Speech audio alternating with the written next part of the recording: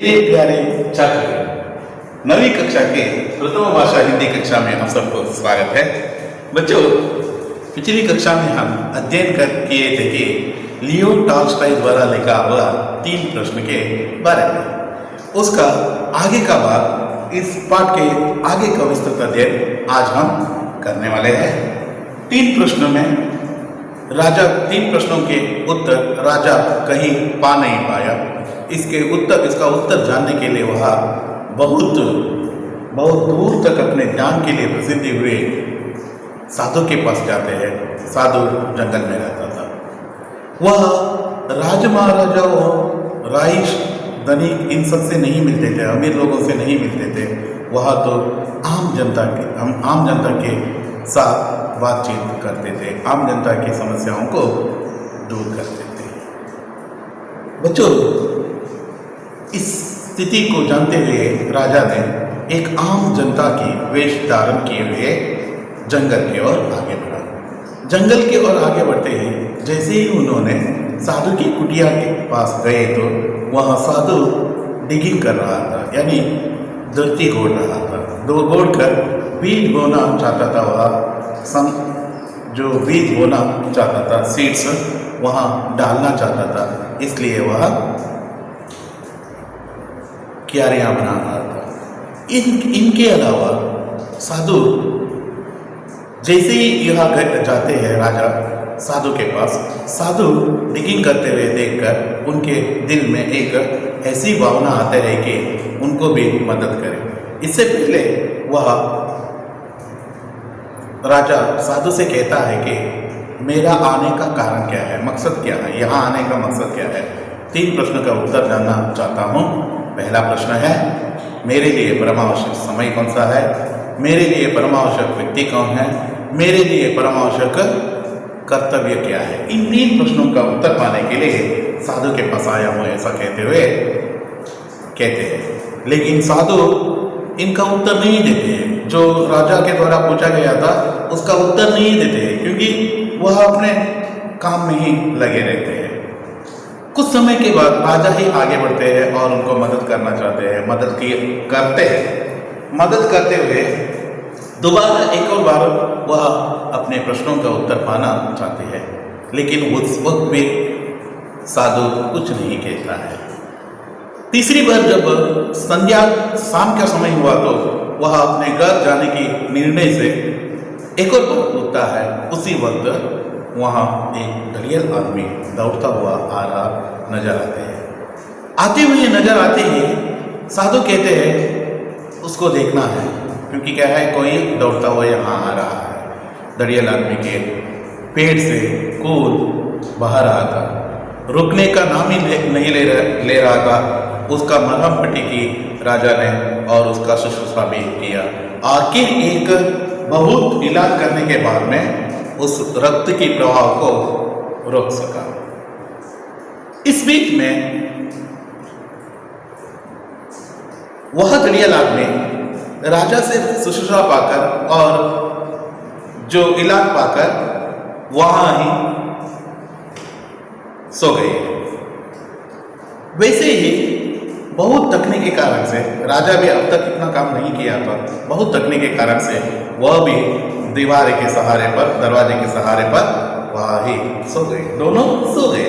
सुबह होते ही घड़ियाल आदमी उसको देखने लगा कि आखिर क्या कर रहा है, मतलब इस राजा को ही देखने लगा। देखते ही वह एक बात पूछा सीधा जाकर, मुझे क्षमा कर दो, मुझे क्षमा कर दो। राजा इसको जानता ही नहीं था। इस घड़ियाल आदमी को पहली बार यहाँ साधु के आश्रम में ही देखा था। इस विचित्र प्रश्न से राजा आश्चर्यचकित हो उठा। आखिर तू मुझसे क्यों क्षमा मांग रहे हो, मैं तो तुम्हें जानता तक नहीं।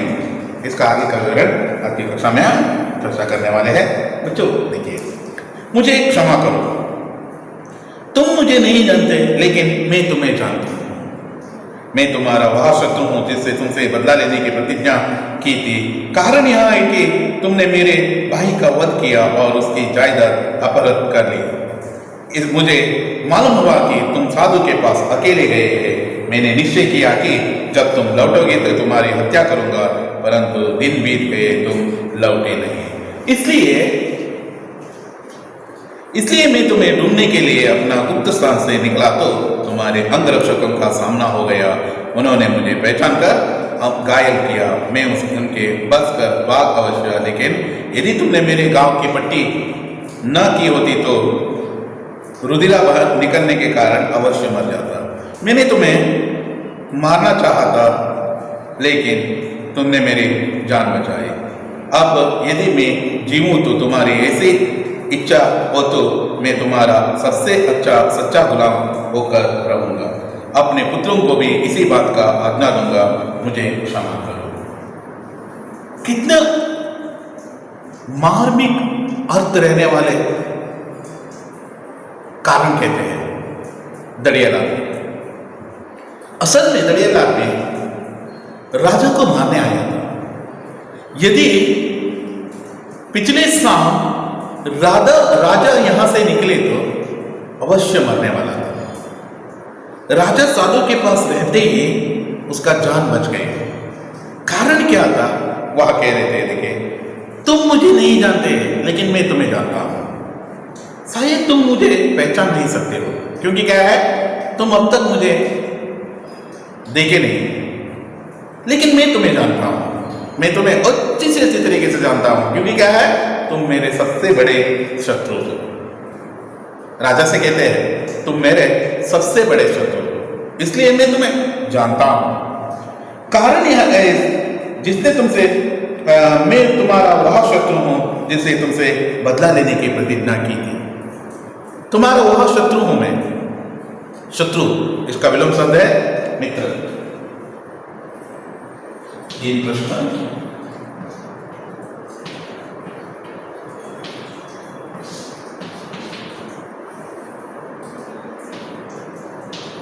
शत्रु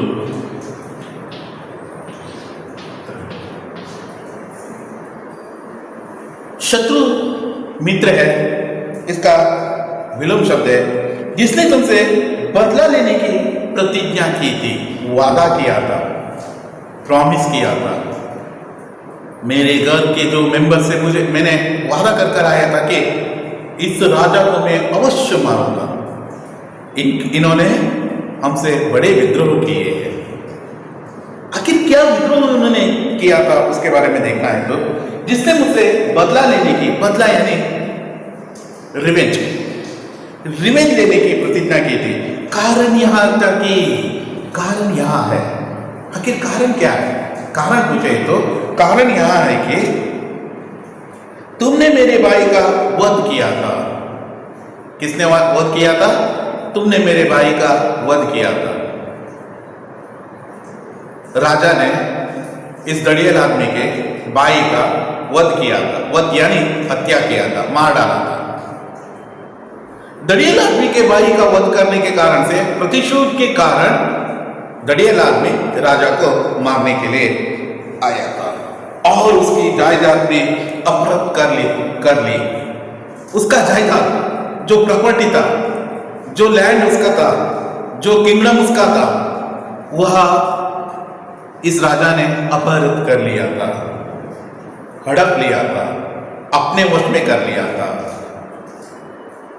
मारा था, भाई को मारा था, साथ ही साथ जायदाद, प्रॉपर्टी को भी अपहरित कर लिया था। मुझे मालूम हुआ, किसी ने जो कहना, मुझे गुप्तचरों का संदेश मिला, मुझे मालूम हुआ तुम अकेले आ रहे हो। किसके पास? साधु के पास, वो भी जंगल में। मुझे मालूम हुआ कि तुम साधु के पास अकेले यानी एक ही आदमी जा रहे हो। मैंने निश्चय किया कि जब तुम लौटोगे, जाते वक्त में तुम पर हमला नहीं करने वाला, क्योंकि क्या है, तुम्हारे अंगरक्षक कहां तक तुम्हारे पास साथ रहते हैं किसे यहां मालूम नहीं है। आते वक्त जब तुम लौटोगे, साधु के पास जाकर वापस लौटोगे, जरूर मैं हत्या करूंगा। ऐसा उन्होंने डिसाइड कर हत्या करूंगा। परंतु दिन बीत गए, पूरे दिन बीत गए। पूरे दिन वहां क्या कर रहा था? साधु को मदद कर रहा था। राजा मदद करने के कारण से यह वापस नहीं आ सका। पूरे दिन बीत गए, पूर्ण दिन, सुबह से शाम हो गया, फिर भी राजा वापस लौटने नहीं जा रहे। जिस रास्ते से वो उसको वापस आना था, जिस रास्ते से उसको वापस जाना था, वह रास्ता से राजा वापस नहीं आ रहा था। तुम लौटे नहीं, इसलिए इसलिए इसलिए मैं तुम्हें ढूंढने के लिए अपने गुप्त स्थान से निकला, जिस स्थान में मैं छुपा था, जिस स्थान से जिस स्थान कोई किसी को भी मालूम नहीं था। तो मैं तुमको देखते ही मैं उस गुप्त स्थान से बाहर आना चाहता था, किसी को भी मालूम नहीं था। अब वह गुप्त स्थान से मुझे बाहर आना पड़ा। कारण क्या है? शाम तक तुमने उस रास्ते से वापस नहीं लौटा, तुम्हारे अंगरक्षकों के सामना हो गया। जैसे ही मैं बाहर आते हुए तुम्हें ढूंढ रहा था, वैसे ही तुम्हारे अंगरक्षकों का सामना हो गया। उन्होंने मुझे पहचान कर घायल किया। जैसे ही मुझे देखा, वह पहचानते थे मुझे। मैं उसी भाई हूं जिन्होंने जिनका वध राजा ने किया था। यह जानते हुए किसने अंगरक्षकों ने इसको पहचान लिया और इस पर टूट पड़े। पहचान कर घायल किया, वैसे उसको घायल कर दिया मतलब इंजूर कर दिया।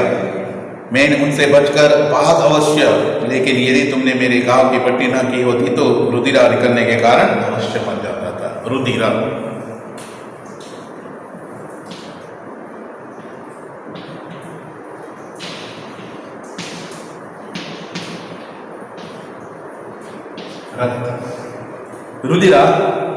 रक्त कहते हैं।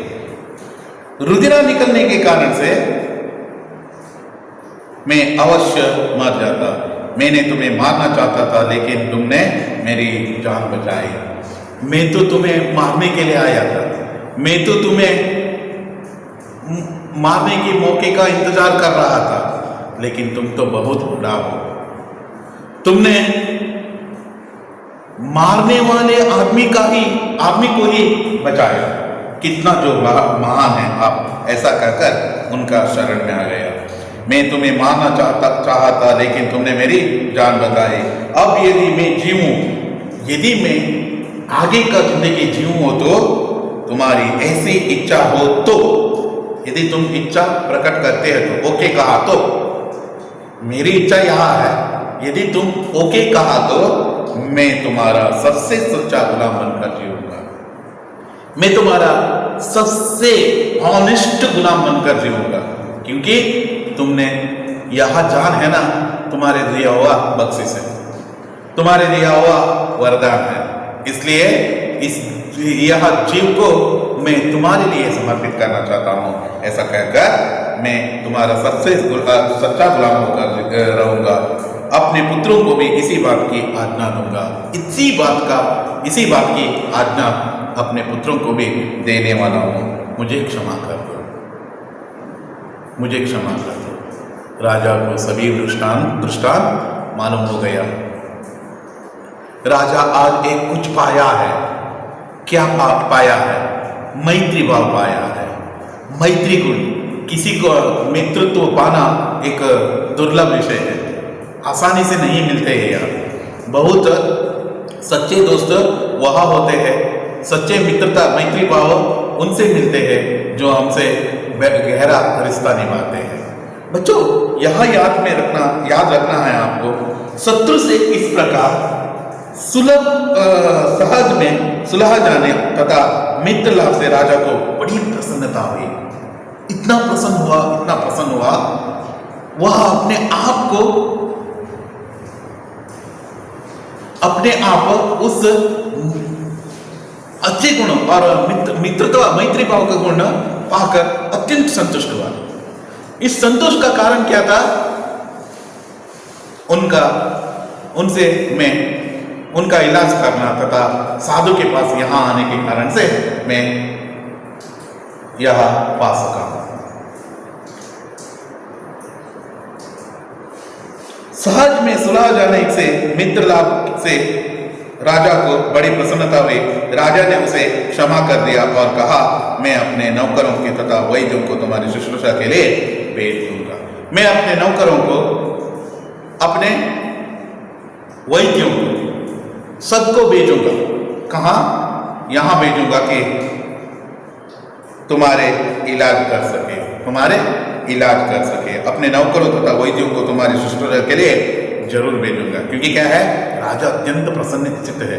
कारण है, एक दड़ियल आदमी का मित्रत्व उन्होंने पाया है। राजा ने उसकी जायदाद को लौटा देने की वचन भी दिया, प्रॉमिस कर दिया, मैं अवश्य यहाँ से, साधु के यहाँ से वहाँ पहुँचते ही तुम्हारा जायदाद लौटाने का वचन देता हूँ। ऐसा कहकर उन्होंने प्रॉमिस भी कर दिया। इस प्रकार घायल व्यक्ति से विदा होकर राजा बाहर आया और साधु को देखने लगा।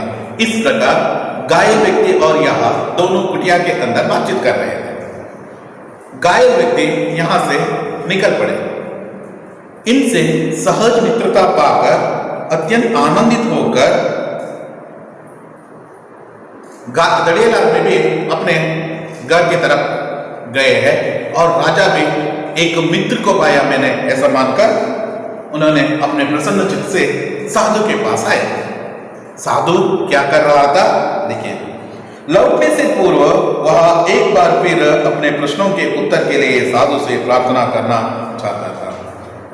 लौटने से पहले वापस जाना चाहता था।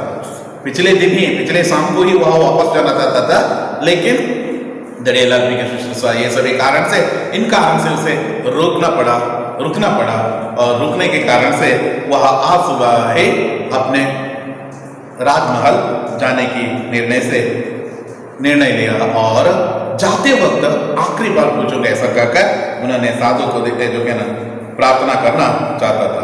साधु बाहर घुटने के बल से कड़ा पिछले दिन गोड़ी हुए क्यारियों पर बीज बो रहे थे। बीज बो रहा था, उस पर बीज डाल रहे थे मिट्टी में। उस मिट्टी में जहां उन्होंने डिगिंग किया था, उस मिट्टी में उस वक्त बीज बो रहे थे, कुछ पौधा उगा रहे थे, ऐसा कह रहे थे। राजा उसके निकट जाकर बोला, राजा अंतिम बार उनसे पूछने के लिए उनके निकट जाकर बोला, हे ज्ञानी पुरुष, अपने प्रश्नों का उत्तर के लिए मैंने आपसे अंतिम बार प्रार्थना करने आया हूं। हे ज्ञानी पुरुष, हे दैवान, हे ज्ञानी पुरुष, मैं अब अंतिम बार आपसे प्रार्थना कर रहा हूं, अंतिम बार मैं रिक्वेस्ट कर रहा हूं। अपने उत्तर के लिए, अपने प्रश्नों के उत्तर के लिए आपसे अंतिम बार प्रार्थना करने आया हूं। अपने दुबले पैरों से उसी भांति टिकाए रहकर सिर ऊपर उठाते हुए साधु ने, आखिर क्या प्रश्न था? प्रश्न था वह, मेरे लिए परमावश्यक समय कौन सा है, मेरे लिए परमावश्यक व्यक्ति कौन है, मेरे लिए परमावश्यक कर्तव्य क्या है। ये 3 प्रश्न का उत्तर पाने के लिए वहां आया था। उस प्रश्नों का उत्तर पाने के लिए आया हूं। यदि आप जानते हैं तो कह दीजिए, नहीं जानते हैं तो नहीं जानता हूं ऐसा कह दीजिए, मैं वापस लौटता हूं। ऐसा कहने के लिए वह कहा, हे ज्ञानी पुरुष, अपने प्रश्नों का उत्तर के लिए मैंने आपके पास अंतिम बार पूछने आया हूं, प्रश्न करने आया हूं, जवाब पाने के लिए आपके सामने प्रार्थना कर रहा हूं। अपने दुबले पैरों से उसी भांति टिकाए हुए, उसी भांति पैरों को नीचे रखकर उस मंडी में कुड़ोदन कर वैसे टिकाए रहकर सिर को ऊपर उठाते हुए अपने सिर को ऐसे ऊपर किया और साधु को देखा, सॉरी राजा को देखा। साधु ने राजा को देखा।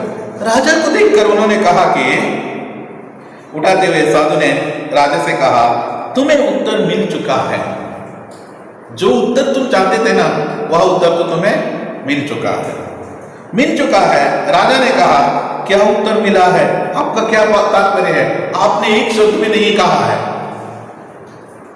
फिर मैं कैसे मानूं कि यह मुझे उत्तर मिल चुका है। सिर ऊपर उठाते हुए उसने साधु ने कहा तुम्हें उत्तर मिल चुका है। राजा ने कहा क्या उत्तर मिला है, आपका क्या तात्पर्य है, इसका तात्पर्य क्या है, आप क्या कह रहे हो, ऐसा राजा पूछ रहे हैं। क्योंकि क्या है, राजा को समझ में नहीं आ रहा था उस तीन प्रश्न का उत्तर ऑलरेडी मैं पा चुका हूं, ऐसा साधु कह रहा है, आखिर वहां उत्तर क्या है, यह उसको मालूम नहीं हो रहा था। साधु ने कहा तुमने नहीं समझा, जो स्थिति हुआ था ना वही आपके लिए उत्तर है। तुमने नहीं समझा, मेरी दुर्बलता पर तुम कल तरस नहीं खाते तो, मेरी क्यारियां गोद बिने लौट जाते तो यहां मनुष्य तुम पर आक्रमण करता था, तुम उस समय बताते कि साधु के पास क्यों न ठहर गया। तुम्हारे सबसे मूल्यवान समय वह था जब तुम धरती गोद रहे थे। यदि पिछले दिन शाम को और नहीं तो मुझसे प्रश्न करने के बाद में मुझे मदद किए बिना आप डायरेक्टली अपने घर के लिए चले जाते तो वह आदमी आपका प्रतीक्षा कर रहा था। किसका? राजा का ही प्रतीक्षा कर रहा था। वह आप पर हमला बोल देता था और आपको घायल कर देता था। उस समय आप बताते थे कि मैंने क्या भूल किया, साधु को मदद की तो ये स्थिति मुझे नहीं आते थे, ऐसा पछताते थे। जब तुम मुझे मदद किए ना वही समय मूल्यवान समय है।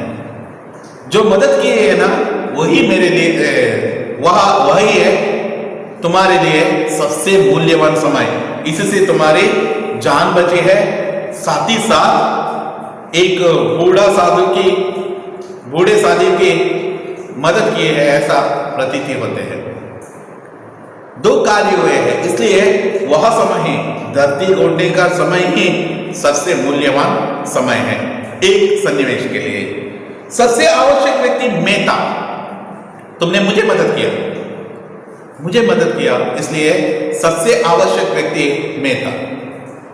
मुझे मदद करते हुए तुमने अपने आप को सब कुछ सभी तरह से मदद किया, इस कारण से तुम्हारे लिए सबसे आवश्यक व्यक्ति मैं ही था।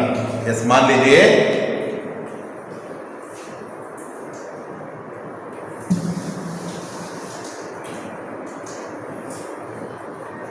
समय, व्यक्ति और कर्तव्य।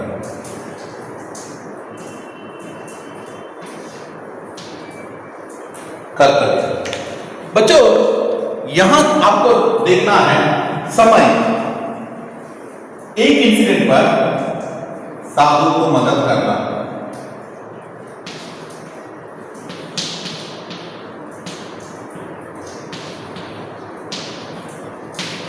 साधु को मदद करना।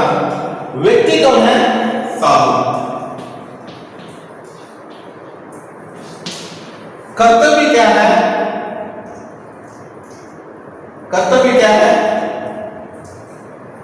वह कहते देखिए, मेरा उपकार करना ही तुम्हारे सबका कर्तव्य है। साधु को उपकार करना।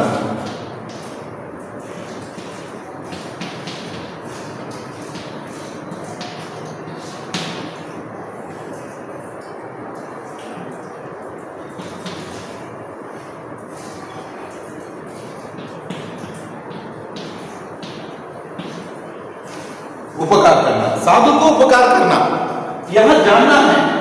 एक सन्निवेश पर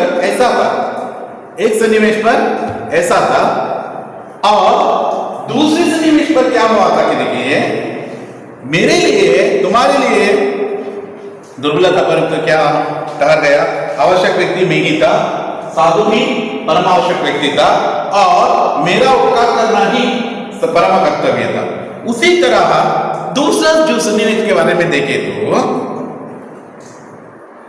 उसके बाद जब तुम हम लोगों के और दौड़ता हुआ आया था दरियाल आदमी, तब सबसे मूल्यवान समय तुम्हारे लिए वह था दरियाल आदमी को मदद करना। देखिए सबसे मूल्यवान दड़ियल आदमी के जो सन्निवेश को देखते हैं तो दड़ियल आदमी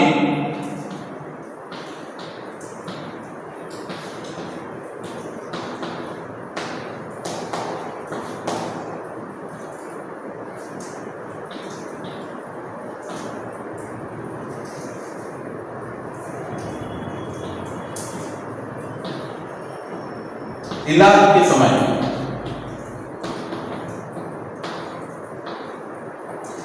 देखिए यहां अत्यंत महत्वपूर्ण है, यहां दो सन्निवेशों के बारे में देख रहे हैं, साधु का सन्निवेश तथा दड़ियल आदमी का सन्निवेश। यहां देखिए क्या कहते हैं, दौड़ता हुआ एक आदमी दौड़ता हुआ आ रहा था और तब सबसे मूल्यवान समय तुम्हारे लिए वह था जब तुम उसकी शुश्रूषा कर रहे थे, उसका इलाज कर रहे थे। शुश्रूषा यानी इलाज कर रहे थे, क्योंकि यदि तुमने उसके मरहम पट्टी मतलब उसके इलाज, उसके गांव पर पट्टी लगाना, यह मरहम पट्टी न की होती तो वह तुमसे मैत्री भाव किए बिना ही मर जाता था, वह तुमसे मैत्री भाव किए बिना ही मर जाता था। यह परमावश्यक व्यक्ति दड़ियल आदमी।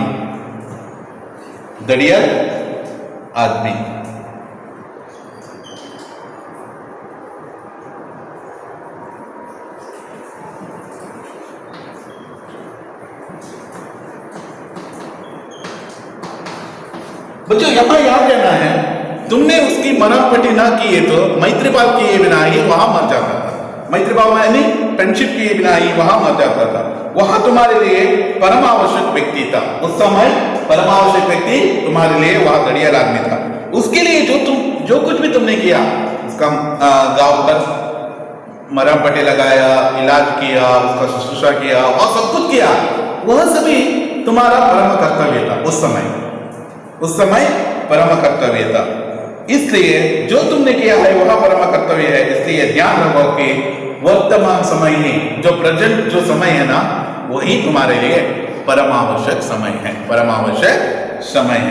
वर्तमान समय पर आवश्यक इसलिए है कि इसी समय पर तुम्हें अधिकार है, इसी समय पर तुम्हें जो कुछ भी करने का अधिकार है। आवश्यक व्यक्ति वही है जिसके तुम साथ हो। जो व्यक्ति तुम्हारे साथ है, तुम्हारे सामने है, उसका मदद करने हैं, वही है आवश्यक व्यक्ति है। कोई नहीं जानता कि किसी दूसरे को तुम्हारे भेंट हो या ना हो, उस पर उपकार करना ही तुम्हारा परम कर्तव्य है। ऐसा समझ लीजिए, वर्तमान समय ही, प्रेजेंट टाइम ही, जो सन्निवेश, व्हाट विल हैपन इन सन्निवेश, वह समय ही तुम्हारे लिए अत्यंत मूल्यवान समय है। जो तुम्हारे सामने है, उसको मदद कर रहे हो, तो उपकार कर रहे हो, उसको नहीं जानते हो, वह शत्रु है, मित्र है, कोई कुछ नहीं जानते हो, उसका मदद करना ही तुम्हारे लिए वह व्यक्ति ही परमावश्यक व्यक्ति है। परम कर्तव्य क्या है? उसको मदद करना ही तुम्हारा परम कर्तव्य है, क्योंकि इसी हेतु मनुष्य संसार में जन्म लेता है, इसी कारण से मनुष्य जन्म लेते हैं। वर्तमान समय को हमें पहचानना है, व्यक्तियों को पहचानना है और सन्निवेश के बारे में हमें जानना है। अत्यंत सरल भाषा से लियो टॉल्स्टॉय ने कितना एक मार्मिक चित्रण को लोगों के सामने रखा है। देखिए यह किस तरह एक प्रस्तुतिकरण करते वक्त उन्होंने लोगों के दिल को छूने की प्रयत्न किया है। आखिर एक इतना छोटा सा सन्निवेश को रखकर मनुष्य के लिए परमावश्यक व्यक्ति कौन है? हम मानते हैं, हम मेरे फैमिली मेंबर है, वहां है, यहाँ है, सभी कहते हैं, नहीं है। जो वर्तमान स्थिति में जो है ना, वही तुम्हारे लिए परमावश्यक व्यक्ति है। तुम जो किसी का भी मदद करते हैं ना, उसको मदद करना ही तुम्हारे लिए परमावश्यक कर्तव्य माना जाता है, और वही समय है परमावश्यक समय कहलाता है। बच्चों, इस तरह हम लियो टॉल्स्टॉय द्वारा यह संबोधित, साधु ने इस तरह राजा को 3 प्रश्नों का उत्तर दिया, लोगों तक पहुंचाने का कार्य लियो टॉल्स्टॉय ने इस मार्मिक ढंग से किया है। इसलिए कहते हैं इसको समाज सुधारक तथा लोक चिंतक कहलाते हैं। यह आपको अत्यंत महत्वपूर्ण पाठों में एक माना जाता है, इसलिए थोड़ा ध्यान रखिए। इसमें संदर्भ सभी पूछ सकते हैं, क्वेश्चन आंसर भी पूछ सकते हैं। ओके, आप सभी इसका सुंदर तरीके से पढ़कर रखते हैं और साथ ही साथ इसका PDF के जरिए आप तक नोट्स पहुंचाने का कोशिश करते हैं। ऐसा कहते हुए आज की कक्षा समाप्त कर देता हूं। धन्यवाद।